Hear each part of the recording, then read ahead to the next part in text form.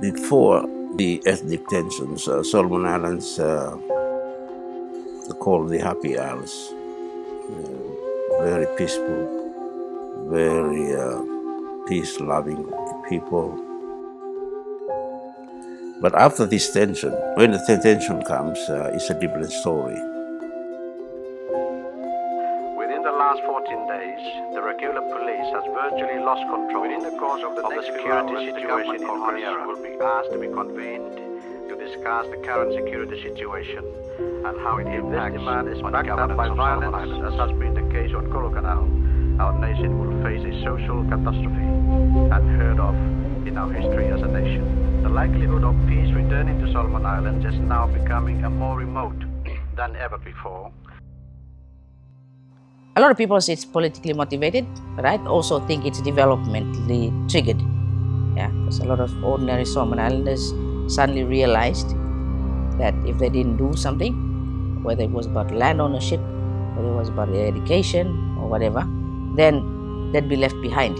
It's not about fighting for them to become independent, but more or less they want to take over because the politicians, both national and provincial, use the ignorance of young people to advance their motive or intention or plan. That's the reason why they started off to chase the people from other provinces out from Guadalcanal. As a Guadalcanal man, the land is still mine. Whether you acquire the land legally from me or not, the land is still mine. So whenever I want to chase you out from the land, I have all the right. Crisis when Malaysians were chased into town and the town was sort of closed off because the Malaysian militants controlled Honiara and the Guadalcanal militants controlled outside Honiara. I think the atmosphere in Honiara at the time was this whole desperateness of the situation, yeah? Maybe they weren't happy, they didn't say, they wanted compensation. It just got all muddled up, yeah? I think in people's mind what was causing all this.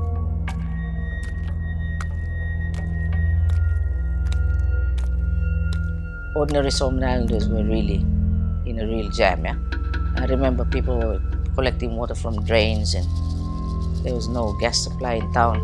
Women were cutting firewood, taking it into the suburbs. And that's a sign of something wrong when they don't have access to gas and water, running water in their homes, and kids stopped going to school because the teachers didn't go teach.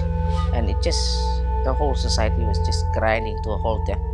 And then you would see clashes of people fighting in the centers of town. And it was just a bad psychological effect on people, and not only on people, on young kids.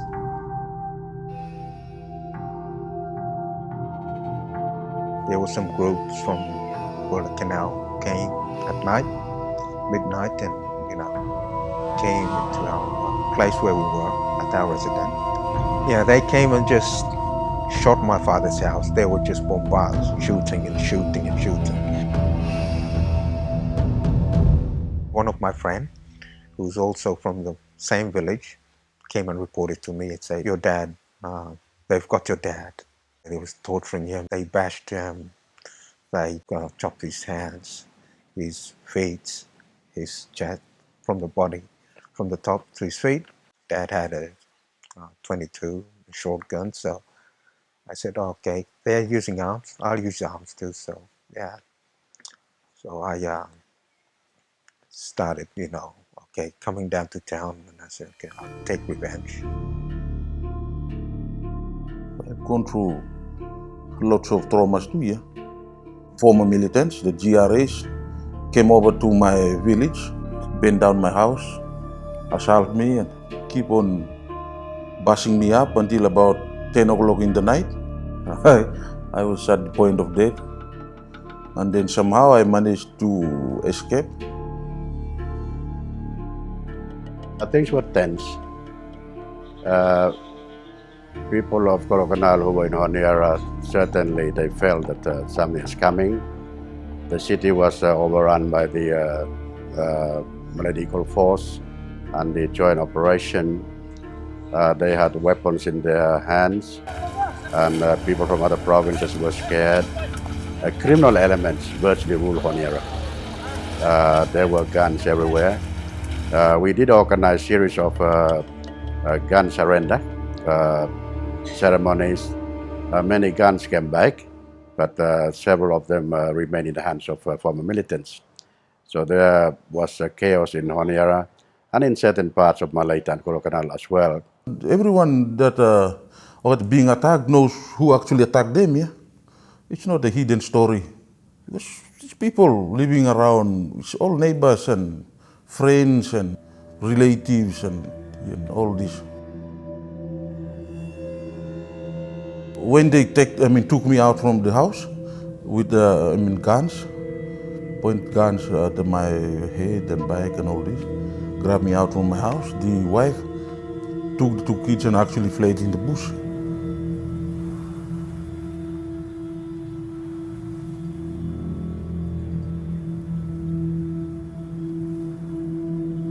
The malicious Canal starting to get close into town.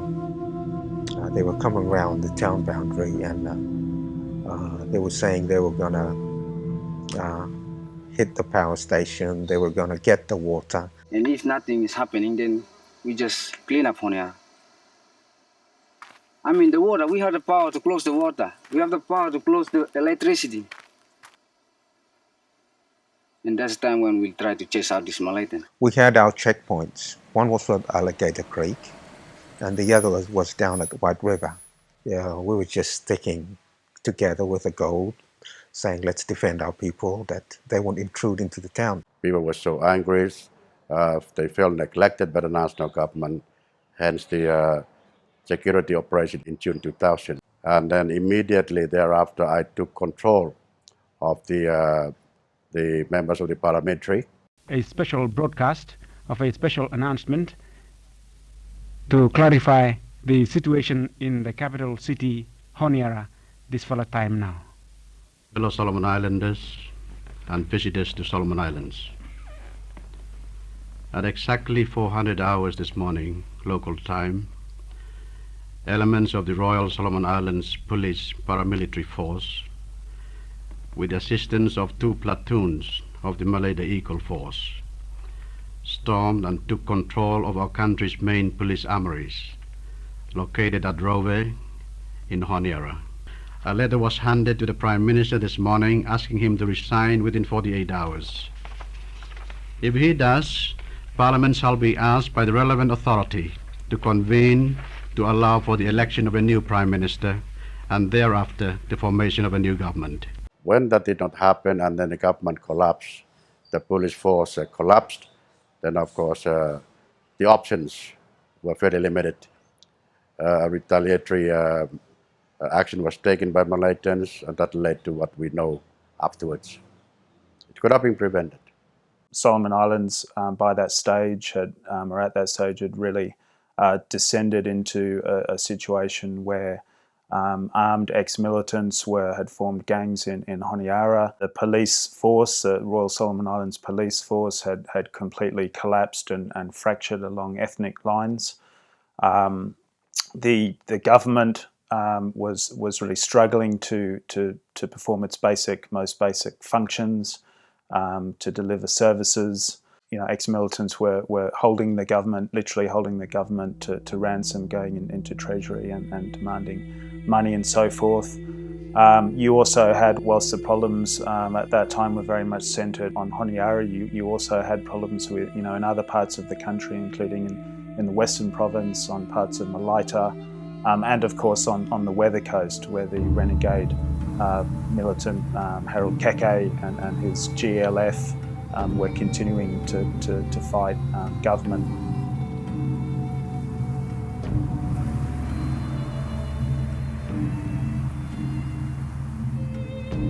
There was a problem down the Weather Coast. Harold Keke was then leader of the Guadalcanal Liberation Front, the GLF, and he'd moved his centre of operations down to the Weather Coast. He'd become very, very paranoid, more violent towards local communities. There was more and more raids of pro-government villages which were burnt down and people were murdered. He used religion as a control for whole communities. He had systems down there where the Catholics could only fish on certain days. The SDAs, Seventh-day Adventists, could only tend their gardens on certain days. So if they were found in their gardens on days when they weren't meant to be there, they'd be beaten. So he controlled whole communities, but he controlled his people. They prayed 3 or 4 times a day. Very much Old Testament stuff. He banned alcohol, he banned betel nut. Smoking, there was nothing. It was completely disciplined.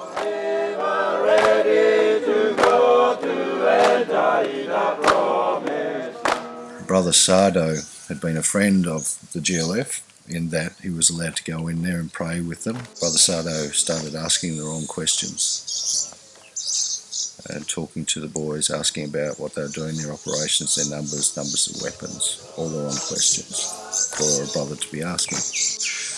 Ronnie Kawa, who was the second in command of the Guadalcanal Liberation Front, became very suspicious.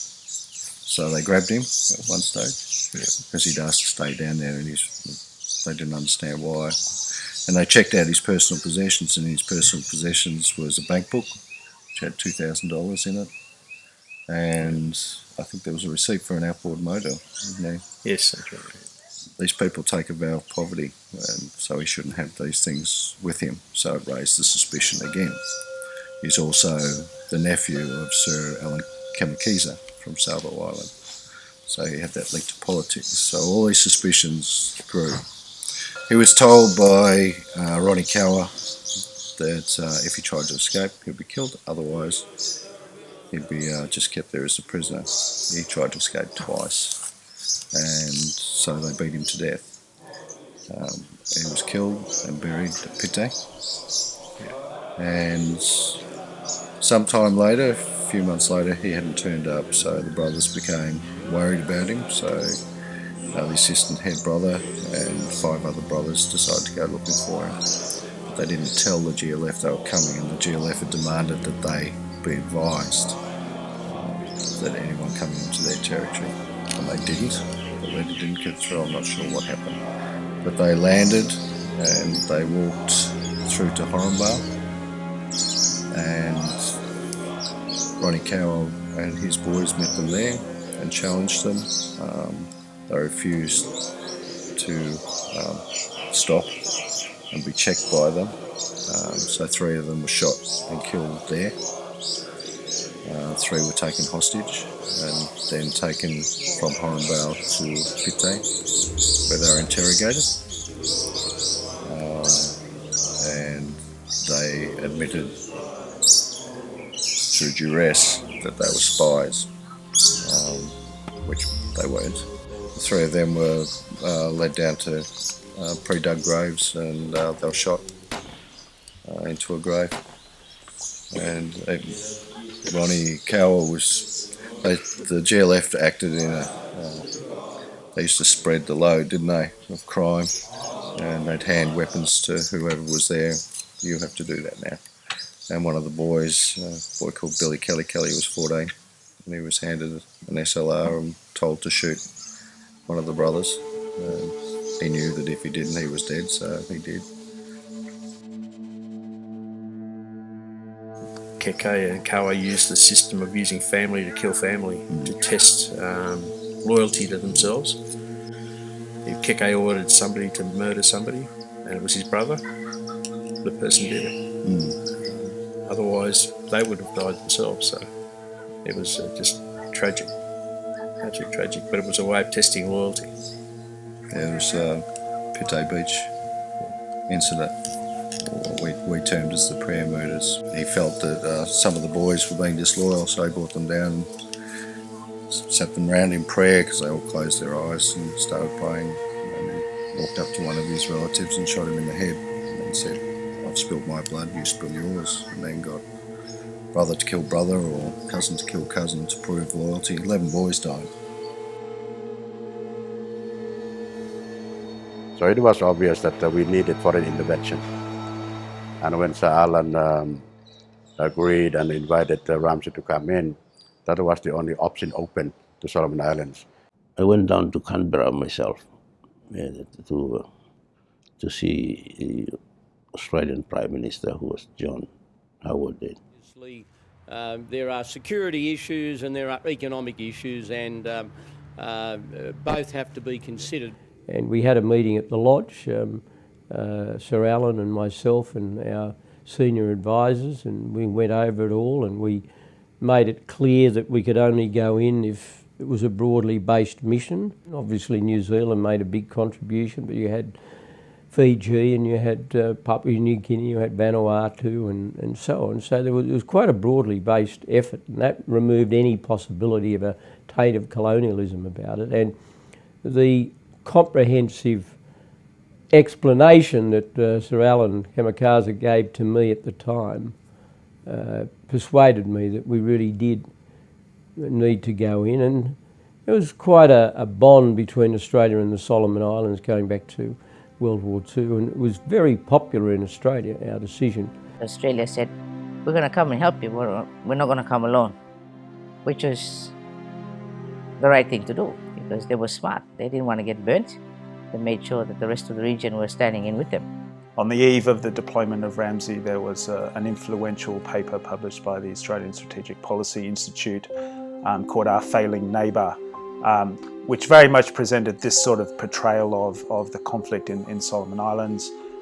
It was caused by state failure, and Australia simply couldn't afford to have a failed state sitting on its doorstep. The idea that we might have a failed state on our hands and in our neighbourhood, particularly given Australia's strength, was the fact that it was there. And when you think you might have a failed state, then you allow your mind to roam at large as to what the consequences would be. I feel relieved because something positive is coming to address this situation in my country.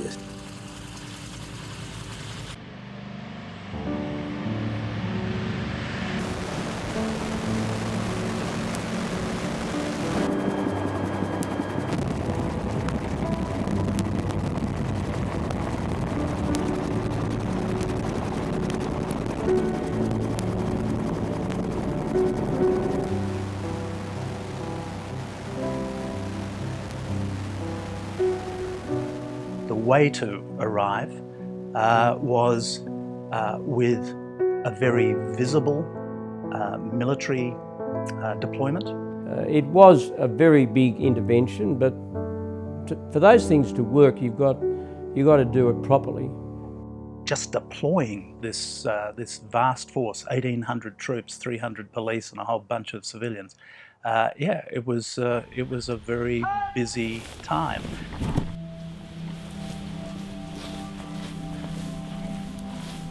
We had set ourselves very clear set of objectives of what it was that we wanted to achieve. Whether it was deserved or not, Harold Keke had come to symbolise everything that was wrong about the current state within the Solomon Islands. We needed Harold to surrender his firearms so that if we were ever to get a sort of a knock-on effect, so then the other militia groups would actually surrender theirs. I think having been down in that part of Guadalcanal in a very sort of isolated way, I think there was a real sense of curiosity from Harold about what was RAMSI, who were we, what was going to be different. And that was one of our key messages right from the start, was that the status quo was no longer going to be an option. Ultimately, curiosity got to Harold, and he did want to actually talk to us, and we then had a series of meetings in a in a little chapel, which was the place of Harold's choosing. Ben told him that he would be arrested for essentially quite a minor crime. And I pulled the warrant out and I read it to Harold at one of these negotiations in front of the altar, and told Harold that this warrant commanded me to bring him before the court. And so ultimately This mass murderer was arrested for failing to attend court to answer a charge of stealing a motor.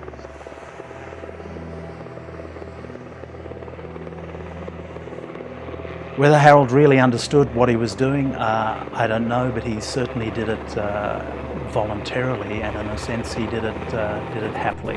Why did Keke decide to surrender himself to us, to arrest, just 3 weeks after we arrived? I think he wanted his time in court to explain why he had taken the actions that he had taken. And we did provide him with that opportunity, but I think for him that was truly important. I think the reality is that if Harold Keke had not surrendered, you know, we would have, I think, almost certainly would have had to send significant military into the Weather Coast, and that would have been an extraordinarily difficult task, very, very difficult terrain. Harold had a very strong hold over his people, very strong sort of intelligence networks flowing into Harold and his senior militia leaders, and they were very well armed, and they were very, very well disciplined.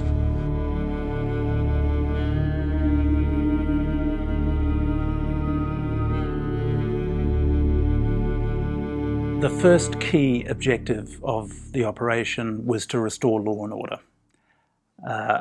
The detention of Harold Keke and some of his key lieutenants was a key part of that. The other key part of that was to get the guns out of the society, particularly the high-powered military-style weapons that had been stolen from armories. The so-called ex-militants, both sides, were willing to work with the RAMSI, especially in the disarmament area. They dismantled the power structure of Harold Keke.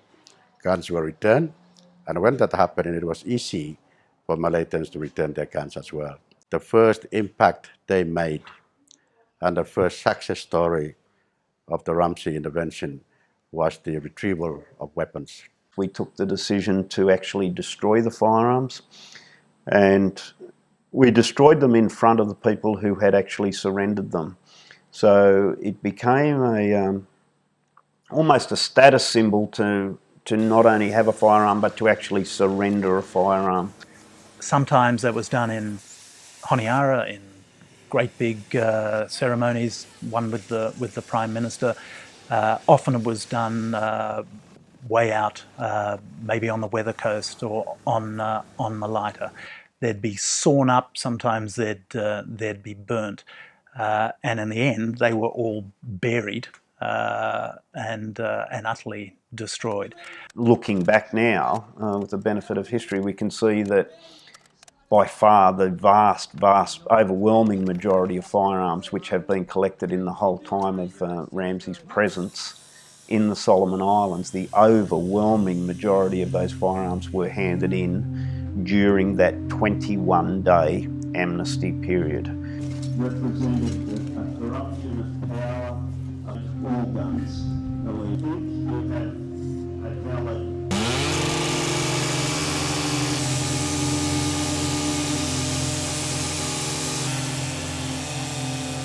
There were still people who began to resist once the shoe started to pinch a little. In that first 12 months, there were over 3,500 arrests. And most of them were police targets, senior police officers, very high-ranking police officers, and they went for, you know, some of the politicians.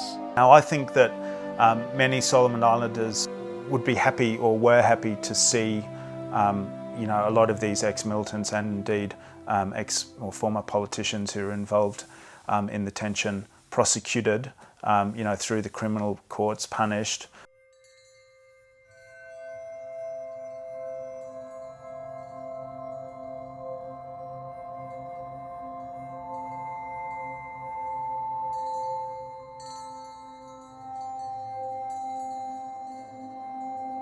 I decided to leave the past behind. So most of the people where got to come, born in my house, they live in my house. Come, you give me kai your life is their relatives. Yeah. So when it happen, becomes history. There's so much out there in the world today that Somalians can benefit from.